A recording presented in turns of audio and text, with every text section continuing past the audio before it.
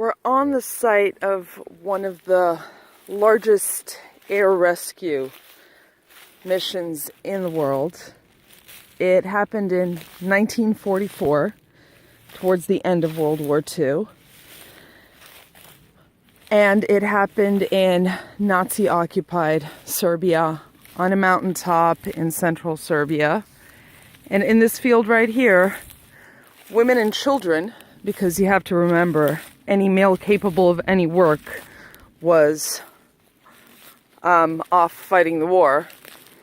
So in this field right here, the women and children of the Pranjani village spent about 2 or 3 months building an improvised airfield. These were usually cornfields. And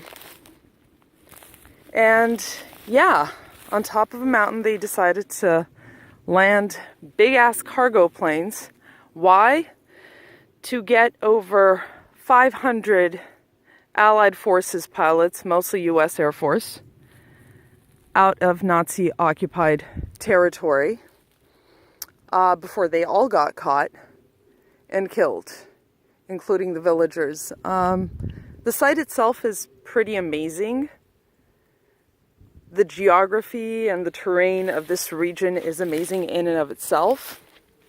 But knowing that they landed some of the biggest cargo planes of the time, which were, by the way, extremely loud, and I'm pretty sure that the German troops could hear them at the time, but we also know for a fact that they could not figure out where the sound was coming from, and they couldn't even fathom that Allied forces were landing these big-ass planes on top of a mountain in central Serbia.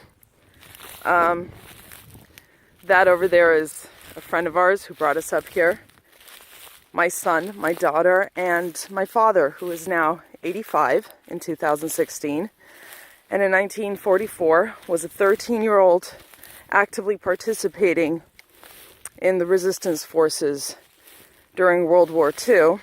He was a courier for the resistance forces, but one of his tasks right up here, and that's why I wanted to come up here today with him, one of his tasks was lighting hay, because the landings happen in the middle of the night. So one of his tasks, along with his peers and other kids younger than them, was to light fires, light hay up here on this improvised airstrip, which of course now is gone. But to light hay, to light the way for the aircraft. All in all, it's, I don't know, I can't even describe the feeling. I'm literally standing on a piece of history right now, so I'm going to go enjoy that for a minute.